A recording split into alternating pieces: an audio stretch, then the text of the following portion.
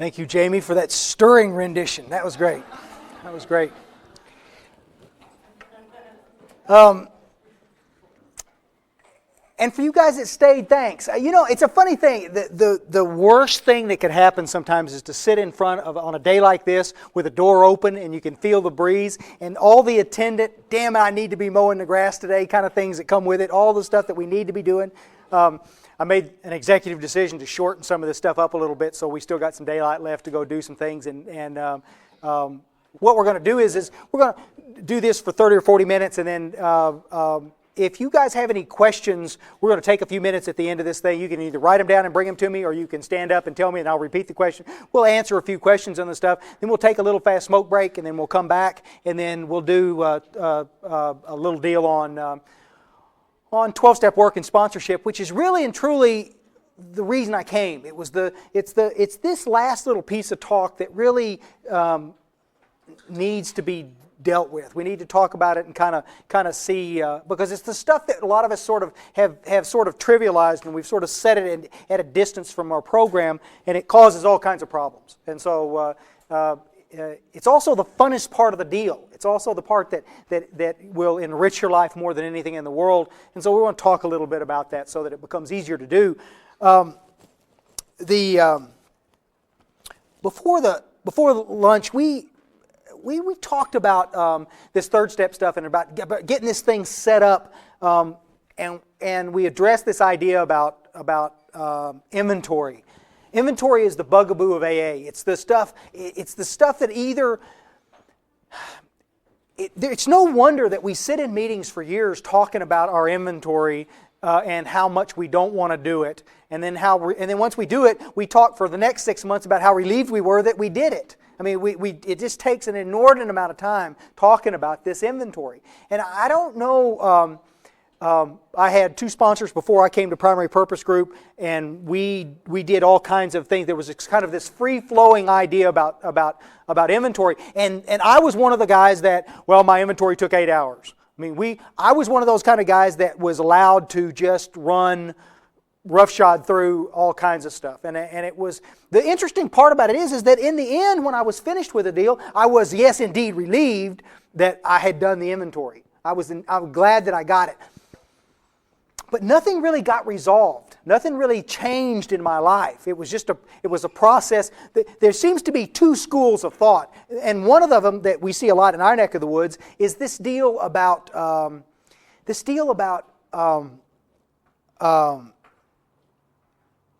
writing your life story as your inventory. I'm just going to write my life story and then I'm going to read it to my sponsor. It doesn't seem the way that the book lays it out. The book seems to be in direct conflict to that. And the deal with, or they just get real long and convoluted. I got 60 pages of inventory and I'm going to read through the whole deal. But we don't put any emphasis on a 4th column in the deal, so we don't really see any truth to the thing. It's like the inventory becomes like confessional. I'll just dump it, and that's what we're supposed to do. And that's not what the inventory said. That's not what they talk about. They talked about us getting more out of this deal. It was supposed to be something that was more.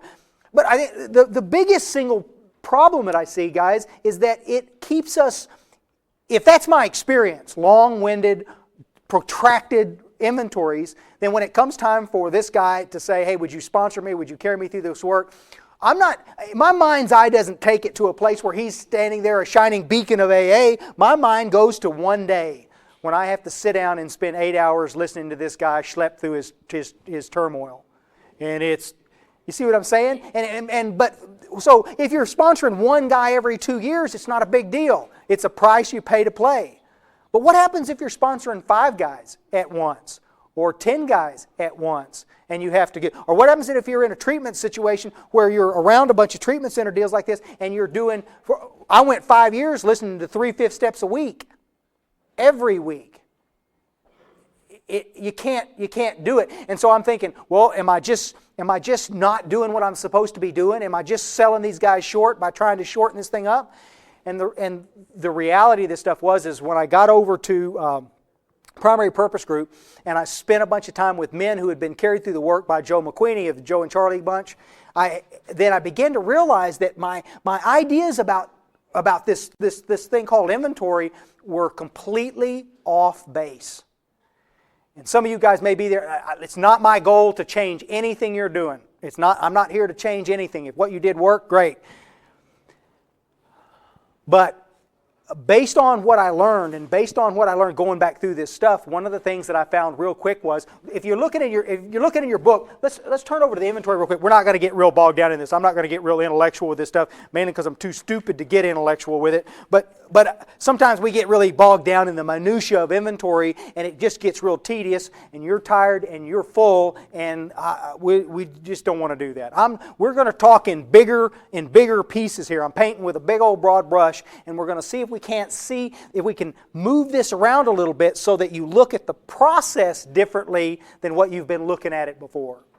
That's the important thing to see. Whether you write this inventory out as, you could turn to page 65. We can kind of start right there. Whether you're doing this as on a written journal, or whether you're doing this thing in a notebook, writing 4 columns across the page, or whether you're doing it in sheets or forms or whatever the deal is, I don't really care. If you're using sheets or forms, I would prefer that you would be using things that don't add a bunch of stuff that's not in the big book. I like the idea of forms on the things because it keeps things really organized, and it's easier as you're going through in a 5th step like this. But I've seen some that are so convoluted and so complicated that they just... there was one that was floating around out there that's still out there that there's 32 pages of instruction on how to do this inventory. And it's like... I got to tell you guys, after about 5 pages of reading just the instructions on how to do it, my little eyes glazed over, and I'm just like, I tried it twice, and I woke up in a little pool of drool. I mean, I can't do it. I'm not smart enough to get my head around the abstract ideas that the inventory was supposed to conjure up. I just can't do it. And most of the guys, especially in those days, most of the guys that I worked with were street level guys. These were guys brand new off the street, and God love them, they could barely put a sentence together, much less do what this inventory was asking us to do. So one of the very first things that Joe and Charlie and this bunch showed me, my sponsor was sponsored by Joe McQuaney for years until Joe died, and one of the things that he told me was this deal about a commercial inventory. Look on page 64, middle of the page, it says, "Therefore we started upon a personal inventory." Tell you what, let's back up one more paragraph. Look at the very top of that thing. At the bottom of page 63, we did this 3rd step deal. We got this little guy. Remember in our illustration from before, we're still sitting in the same meeting. Now everybody's gone except me and another guy and this guy right here, and we're sitting at a table with some cold coffee. Everybody else is gone from the meeting hall, and it's just us. We've been there 25, 30 minutes working with this guy. He's already done step 1 and 2. He knows his truth. He knows his solution, and we're going to look at this inventory deal. He's gotten on his knees. We did a little 3rd step prayer. He's ready to go do the deal. There's no what does it say at the very bottom of that page? Next, we launched out on a course of vigorous action. Is there anybody in here that's never read that? This isn't new news to any of you. And yet, it's funny that within our fellowship, we just trivialize it and set it aside. This was just Bill Wilson being rhetorical in how he was writing this stuff. He didn't really mean next. Yes, he did. He did. He meant exactly what he said. Next, we launched out on a course of vigorous action, the first step of which is a personal house cleaning. Interesting.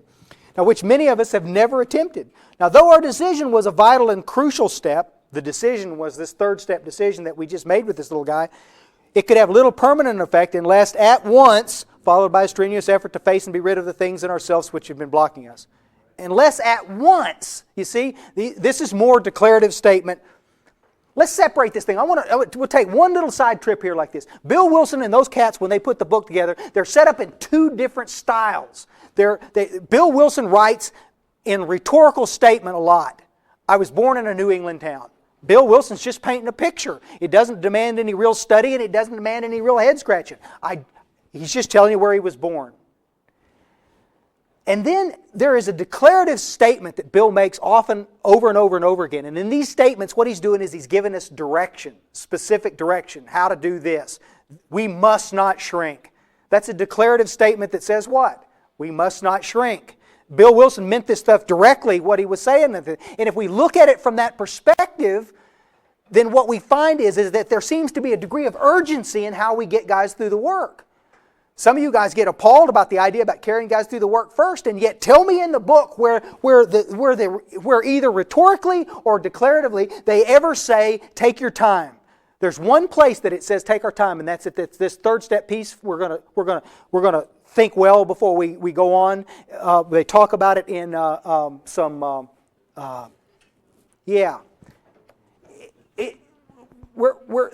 deal, but how many of you guys have not experienced this same thing of sitting in meetings with people who are 2 years sober and who've never ever done an inventory yet? They've made 1,000 excuses why they can't do it, and we as sponsors sit there and let them do it. That's the part that always gets me a little goofy. Why do we do that? There's only one reason for letting somebody do this. We either don't fully understand the inventory process, and there's not a dang thing wrong with that. There's nothing wrong with it. You just got to fix it. You can't stay here and not fix it. Why would you want to? If you recognize the fact that you don't understand the inventory process, why would you want to just stay and wallow in it? Why don't you just go back through it, gather up the pieces, learn it, and then all of the anxiety around that process goes away. It's the coolest thing in the whole wide world, guys. It really is. So we're going to get this guy up, and we get him in this deal. We go through the thing. I want you to flip back over to page 64, a third of the way down. Bill Wilson likens this thing to a commercial inventory. It says, a business which takes no regular inventory usually goes broke. Now, taking a commercial inventory is a fact-finding and fact-facing process, period. It is an effort to discover the truth about stock and trade, period. Here it is. One object is to disclose damaged or unsaleable goods and get rid of them promptly and without regret.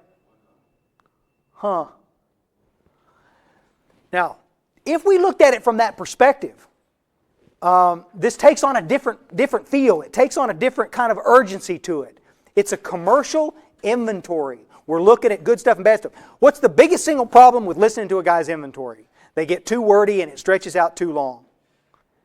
Guys, the problem that we run into, that certainly for me for many, many years, the reason I didn't want to do inventory with people is because it was just a beating to sit there for 8 hours listening to you ramble about all of the stuff that you went through. It was just a beating. It's not that it's not important, it's just that it's too much. My experience has told me this one thing. You may or may not agree, it's okay. My experience has been that if you spend a lot of time talking in an inventory, you're basically spending a lot of time trying to justify your bad behavior.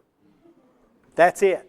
That's it. What happens was, it's like, well, see, then I got busted by the cops, and well, let me tell you where like this. It was Wednesday in the afternoon. I'd been really tired, and I drank. And then we were driving down this road, and this cop pulls up behind me. Oh, stop! I don't need to know all this. We're in a commercial inventory. I just need to know the big picture about what's going on. The rest of this stuff is just you trying to justify why these cops were mean to you. You see? That's it. It's so you say, well, I don't understand the commercial inventory. Well, any of you guys ever do any kind of inventory at the places where you work and this kind of stuff? It's like take it, put it in a little grocery store type thing. Let's just say you go in like this and you're going to go through the thing and you're looking at the milk and you go, milk, sour. We got to get rid of that milk. Milk, sour. See, why do I need to know how the milk got sour? I don't. Well, see, we usually get deliveries on Wednesday, but we didn't get deliveries on Wednesday. We got deliveries on Tuesday. Now, the problem is when they put the milk here, then they didn't put it back here, and then does this sound familiar? It's the same kind of just, and the guy that's listening to this stuff is just going like, oh my God, shoot me, please. It just gets. But more importantly, guys, it has little to do with the big picture about what's going on. Do I need to listen to his deal? Yes, but I'm the one that's in charge. I'm the one that's trying to direct this thing and keep this thing heading in the right direction. You see, I don't care how the milk got sour. I have unsaleable goods in that cooler that I can't sell, and I need to identify it. Milk, sour. Next. It's just like that. It's just like that. And as you get into it like this, there'll be certain things, guys. We all know this. There'll be certain things. I mean, when they start off, well, there was this sheep. No, y'all don't do that here, but in Texas, a lot of our inventories start out that way. Well, there was this sheep. You're going to need to listen to a little of this, okay? I'm not saying don't. I'm just...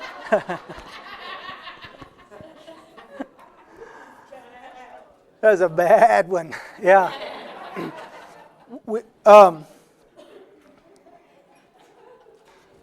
Let's look at the bigger picture. Let's take a step back and look at the bigger picture of why we're doing this anyway. This inventory is about what? It's about something to get my sponsor off my back. I'll hand you that. Check. That works. But in a bigger picture, this is about conflict resolution. This is about understanding why we do the crazy things that we do. The things that separate me from God and the people about me. So, bless you. Any of you guys ever do anything? You ever do anything really crazy? Like, let's say we're in a meeting. Let's say we're in a meeting and I have words with some guy across the table from me, and it gets into a kind of a little more than just It's like, hey, you, and then we start talking back and forth, and then a little cross-talking action. And before we're finished with the conversation, we're at each other's nose. It's almost like that. Okay, so what's the first thing you do when you leave? The first thing you do when you leave, if you're like me, you get on your cell phone. And I call my buddy who wasn't in the meeting. I go, you know what that prick did? And I'm just like, see, I'm telling him my story because I want him to see, I want my guy, my buddy, my friend to understand what a victim I've been in this situation. I didn't do anything. And so what do? We maximize or minimize the story, depending on what it is, to make it the way we want it to be, the way we see it. And then we buy into it and we hold on to it dearly. And that's the story that we tell forever and ever and ever. I was talking to a buddy of mine just a minute ago before the deal. You ever notice that as you get healthier and you begin to look at some of these situations, it's like you talk to a brother or sister in the same family that you were raised in, and you say, "Well, did you remember this?" and blah, blah. And they're sitting back there scratching their head going, "I don't remember any of this, buddy. It's not the way it happened at all." You see? We make these things the way we want them to be to justify our anger and this. And so column 1 and column 2 on your inventory is simply that. Column 1 is who it was. Column 2 is what's the story you told all your friends. What did you tell your friends? You see? Because in reality, what I want to happen is this. I want to tell Doug about what happened in that meeting so that he and I can hate you together. And if we can get Billy in on the deal too, and we can get Billy to agree with it, yeah, golly, I can't believe they treated you so shabbily. I can't believe that. Now I got Dougie and Billy and me hating your guts. And we'll just go on down the road like this. And if I can get a whole bunch of people doing that, that's the way we do it. And these are the things that we're trying to clear up and see. We're trying to identify them first, and then we're trying to get a pathway by which we can get rid of them and be done with it. We want to see the truth about what happened. And that's the tough part, you see. Coming from my own personal ego, I will always be right, and you'll always be wrong. I'll always be the victim. Always. It's bad with guys. It's bad times 10 with women. I've seen it time and time again. I'm fortunate to have some really, my best buddies in AA are women. And I'm telling you, we talk lots about that. About how a lot of women struggle with this victim thing, and there's something about staying a victim where there's some comfort in that. It's bad, yes, but it's better than trying to fix it, because it takes a lot of courage to get up there and fix it. It does. I'm not making light of any of that, guys. I'm not. I've seen it on both sides of the aisle. I've seen that. And so that whole process with this inventory is trying to get this thing worked around so that we can resolve some of the conflict and see the truth about what really happened with our life. And it's fast. It's fast. Guys, I have done, I've listened to hundreds and hundreds of fifth steps. Hundreds of them. And it's a funny thing, is that as you begin to look at this thing, what you begin to see is that selfishness and self-centeredness, as you begin to look at that inventory on the stuff, it says, referring to our list again, putting out of the wrongs others had done, we resolutely looked at what? God bless you. Our own what?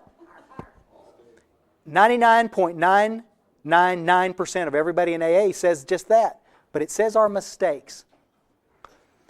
Let me tell you the only problem about that idea about our part, and I did it for years. Absolutely years. The only problem with the idea of a part is that there's an unsaid thing that denotes that somebody else had a part to play too. And you know what, guys? I stomped on some people and hurt some people, and they didn't have any part to play. I made a mistake based on self, which put me in a position to be hurt. When you look at the drama of your life, if we looked at it, we talked to everybody in here and we said, hey, what caused the drama in your life? Everybody will say the same thing. You'll say, booze, drugs, just ad nauseum. And yet we start looking at the inventory, and what's the very first thing that we see? The booze and drugs didn't have crap to do with my drama. It was there maybe, but it didn't have anything to do with it. What had to do with it? My own selfishness and self-centeredness. My need to have what I wanted when I wanted it. Let me give you an illustration. The boss says, hey, can you work some overtime this afternoon? And you say, overtime or strip joint with the boys? No, I can't work it this afternoon. I made a decision based on self. I want to be sitting in the strip joint with the boys, drinking beer. Based on self, which later put me in a position to be hurt. Now, 6 months later, raises come due. They're looking at the deal like this. You don't get a raise. And you spend the rest of your life hating that boss because he didn't give you the... If I'd have got the raise, I could have got that house that my wife and I were looking at, and we'd have been blah, blah, blah. You see what I'm saying? I maximize it or minimize it to make the story exactly the way I want it to be. Never seeing the part that 9 out of 10 times when he asked me to work overtime, I said no. I said no because at that particular moment there was something else I would rather be doing. Whatever it happened to be, you see. You see why it's so important to understand that and see that? If you can see it with that kind of clarity and realize that I'm the one that set the ball rolling, 90% of all my drama was based on two things, selfishness and fear, which was a manifestation of self. But it all came back from that. And that's the reason why Bill Wilson was so clear in his deal that the root of our trouble lies in self. You see? So as we go through there, my job is as I'm carrying him through the work and I'm listening to his inventory and we're going through this thing, I'm trying to get him to see in every one of these relationships the mistakes that he made in the relationship. What is it that you did that put yourself in a position to be hurt? And after you've done a few of them, they become easier and easier and easier to do that. You see? Fear plays a big part in a lot of this kind of stuff. Fear always comes in two forms. I'm either afraid that I'm going to lose what I already have, or I'm afraid that I'm not going to get something that I think I want. Those two forms of fear drive me to make millions of decisions, and I'm often just caught off guard. Why would they retaliate like that? Why would they treat me so shabbily? And once you begin to look at it, and once you have somebody that's plugged into this little deal with you and me and God sitting in a room, it's pretty amazing some of the stuff that comes out of it. And in the end, what happens is that you come out of it not feeling relieved because you did the inventory. I mean, there may be a little of that, but what really comes out of it is that you come out feeling exposed. You come out feeling kind of caught off guard because the story you've been selling yourself all these years that you're a victim in this deal doesn't hold any water. What you begin to realize is that you've harmed lots and lots of people based on your need to have what you wanted when you wanted it. You couldn't get it, right? Right. And there's the problem. That's why we end up so dismayed. So if you can identify that stuff and you can see it, what you'll do is you'll stand up from that inventory, glad to be done with it, but you'll also be going, now what? Cliff Bishop and I did it in that little parlor of that church, and I remember standing up and I just looked at him and I just busted out crying. And he said, "What's this about?" And I said, "Buddy, I just didn't realize how absolutely off base I had been. I've treated people horribly based on what I wanted." And he said, "I know." And I said, "So what do I do?" And he said, 6 and 7. This is what separates it. This is how you get it all gathered back up again and how you go on out from here like this. But you have to identify it. Let me ask you a question. If you ever, this is an observation and this is an opinion, I don't have this as fact. Have you ever, like in a Sunday school class, have you ever said, God, I just want to be a better man? And then wondered why nothing never seems to really come out of it? A lot of us do that kind of stuff. I sometimes picture God sitting back scratching his head going, a what? A better man? I don't quite understand. I'm not a better man? See, it's just big and vague and broad. Now, picture this situation. I have sat with my sponsor for a couple hours. We have gone through this inventory. He showed me the depth of my own selfishness, the depth of my fear, the depth of my dishonesty, the depth of how just inconsiderate I am to most of the people that I'm around to get what I want. And then he says, this is the specific stuff that I want you to take to God in 6 and 7. And so as I sit there quietly and take my hour and I'm all there by myself talking, just me and God talking like this, I can say, God, let me tell you what I just saw.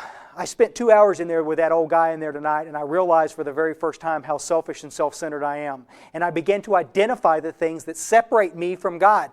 And you know what? During that course of that conversation, I also identified the fact that I am defiant to a fault and that I am full of so much pride that it is, you see? These are the things that I uncovered as I went through this inventory. And now I can go to God and specifically ask Him to remove each one of those things individually. And there's where the power of this thing seems to be. That's why it seems to work so well. I am devastated by what I find. I don't want to be like I am. I don't want to be there. Another good reason to kind of keep the momentum gathered up on this stuff. We don't want to sit with this thing for a long, long time. That's the reason I asked my guys that night, we're going to finish this inventory. Tonight I want you to spend the hour by yourself and talk about this stuff. Call me if anything was omitted.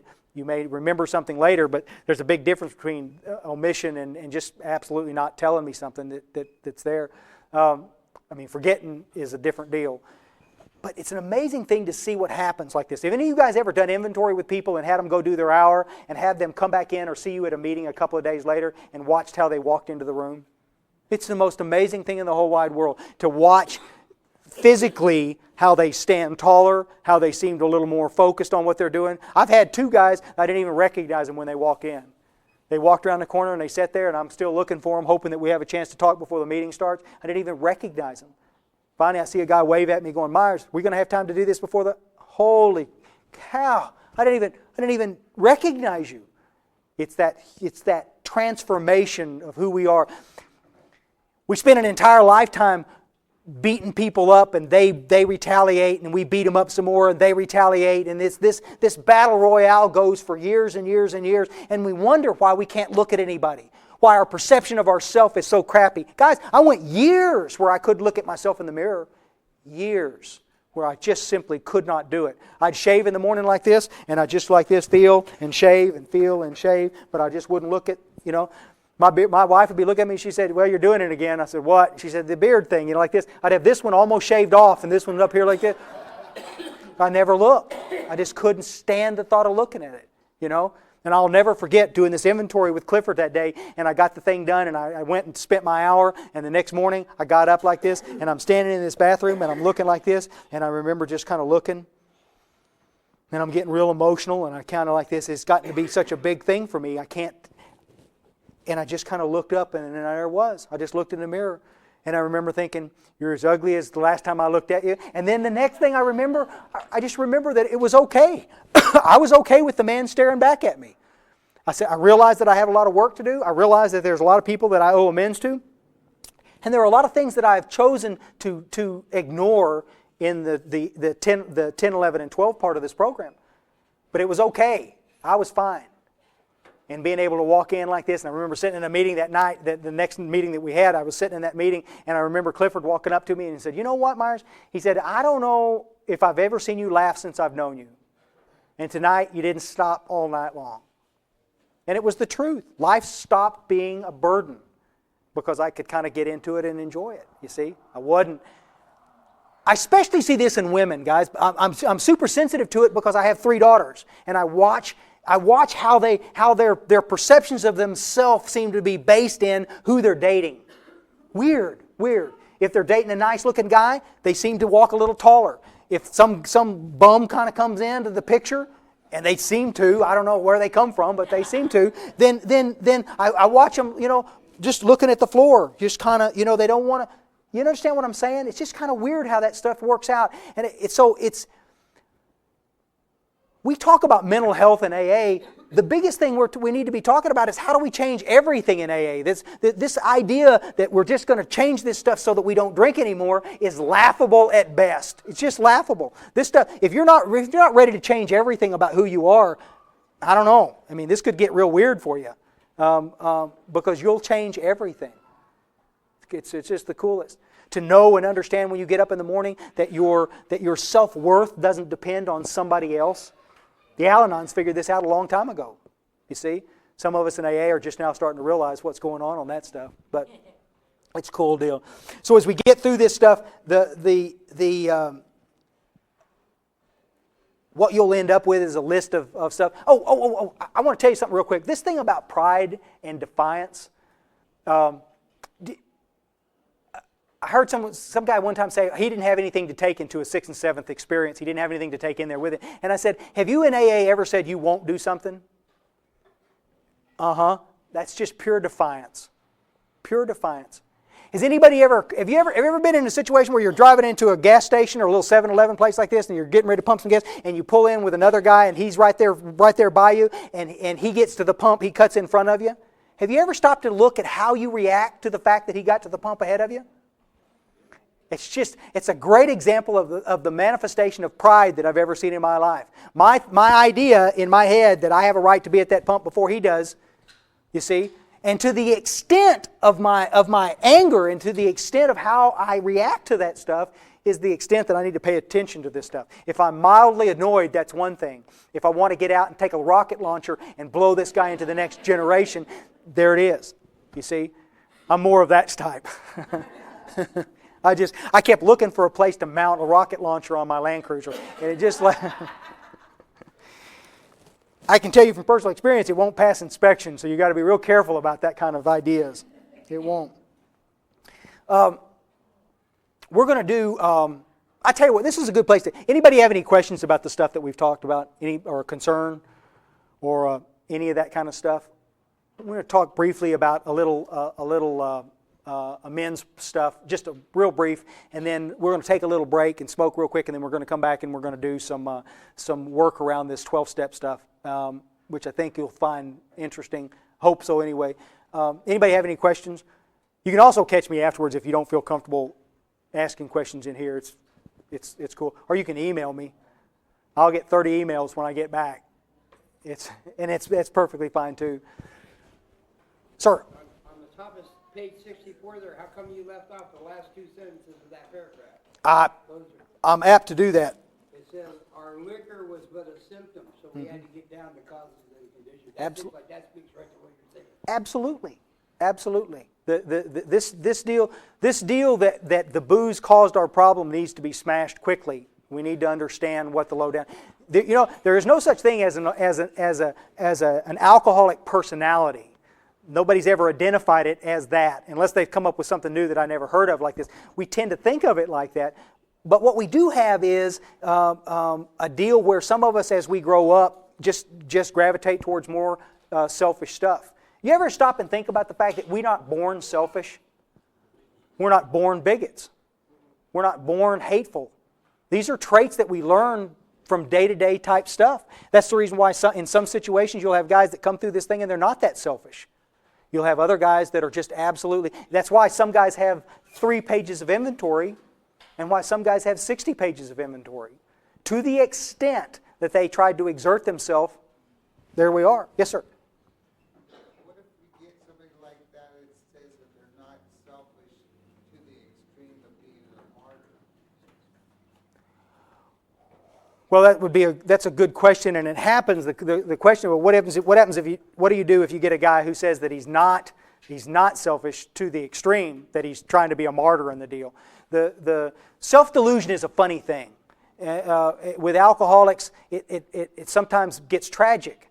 How the stories that we sell ourselves, that we buy into, and I did some of that, thinking that I was just a victim in the situation. I am giving and caring. I'm just a sensitive guy trying to do the best I can, and you know what? We get in this inventory and we start looking at all the people that I'd stepped on, and I stepped really hard on some of them. And then that's the reason why this stuff is so important, that we go through, quit all the chatter, quit all the talking and stuff, trying to justify things, and let a sponsor who has had a spiritual awakening help me see the truth about that stuff. That's the reason why it's so important to go through this work with somebody who's had that experience.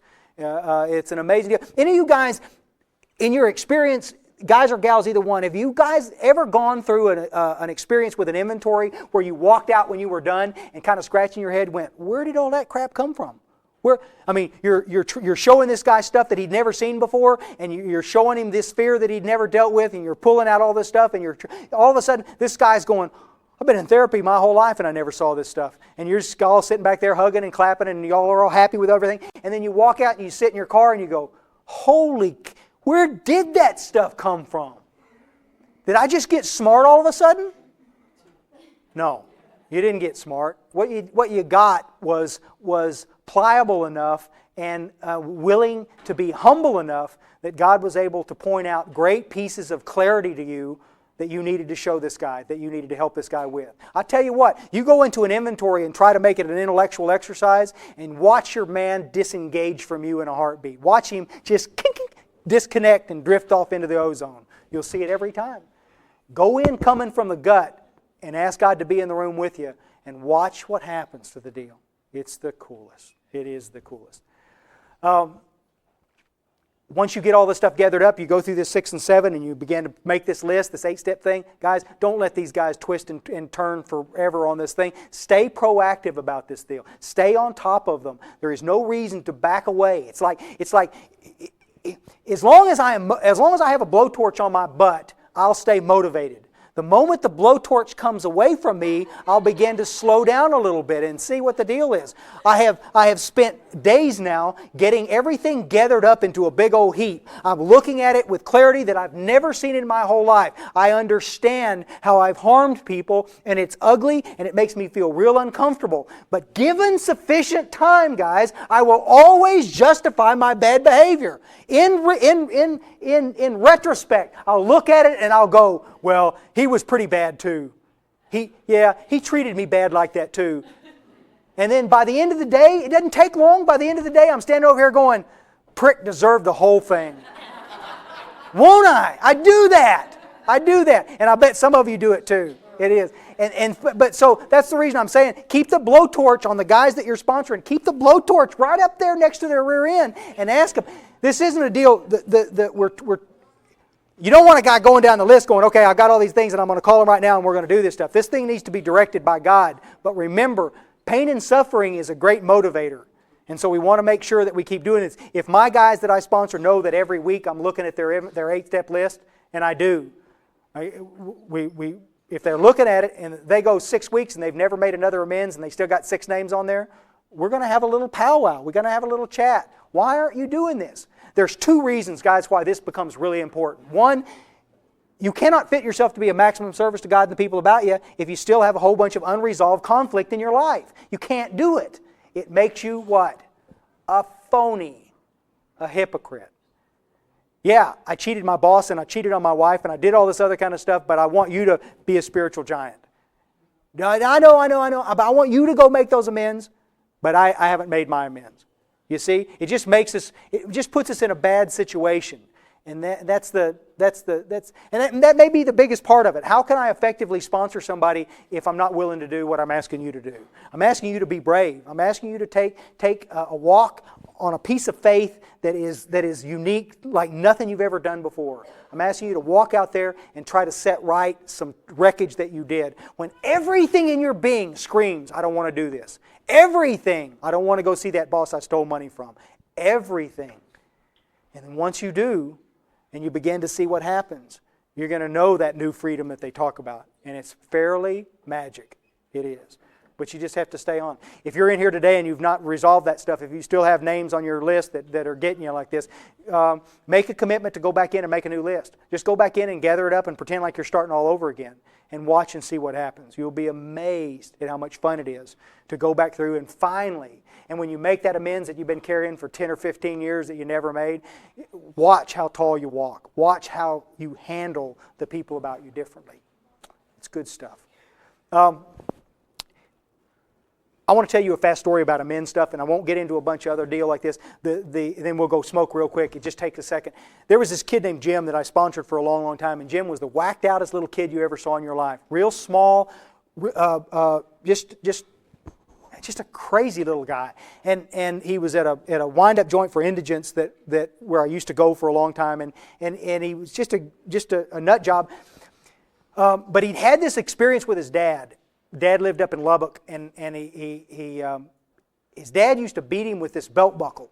You know how in Texas they have all these great big old belt buckles? Well, his dad used to beat him with one of these big rodeo buckles until this kid bled, and then he'd hold him into a bath of salt water until this kid passed out. It was a horrible experience for him.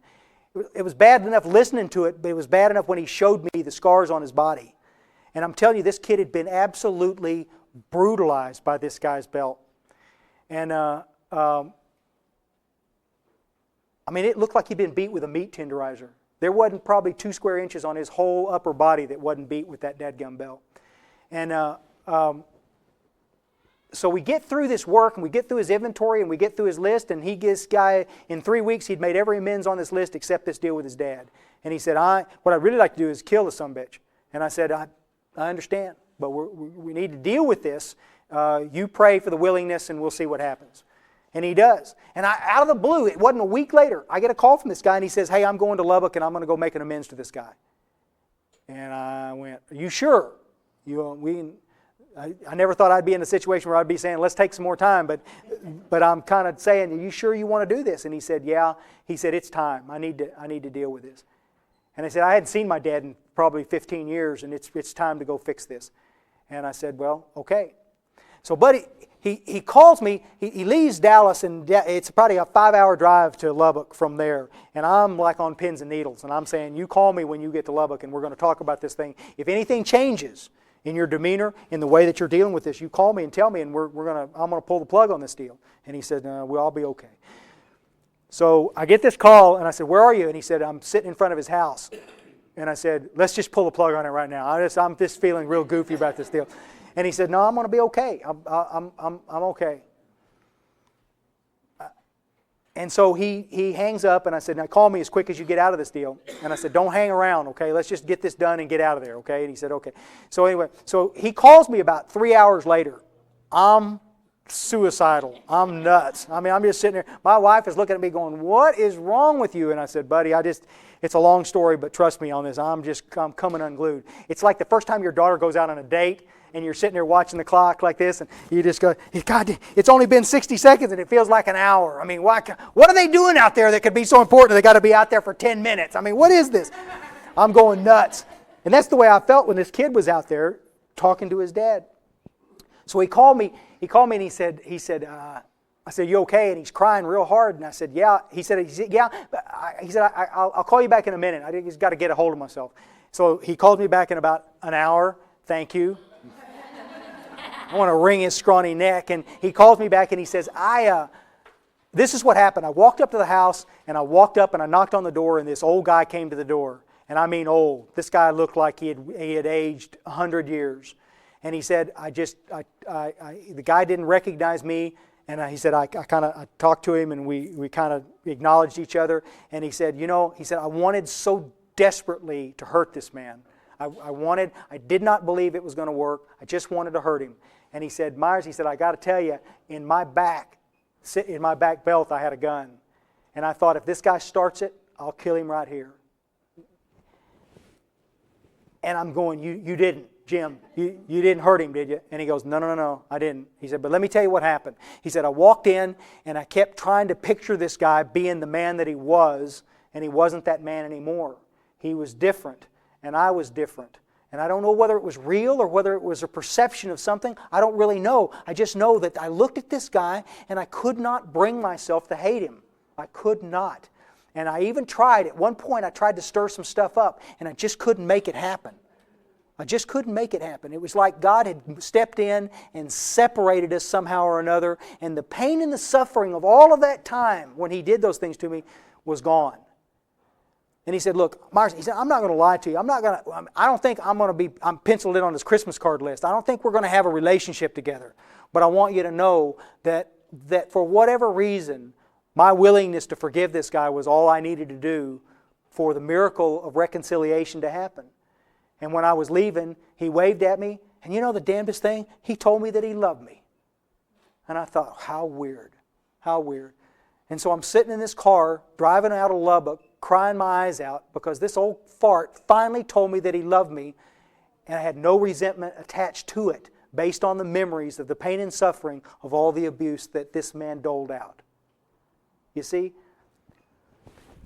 If you explain this stuff to anybody out there in normal land, anybody, everybody would look at you like you were crazy.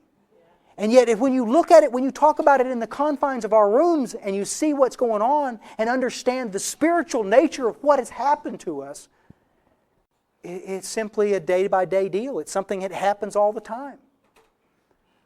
The key to Jim's success in this was not that Jim was smart or that Jim was this or that Jim was in it. The key was that Jim was willing to submit to a process that the book asks us to do, because the payoff was huge to fit ourselves to be of maximum service.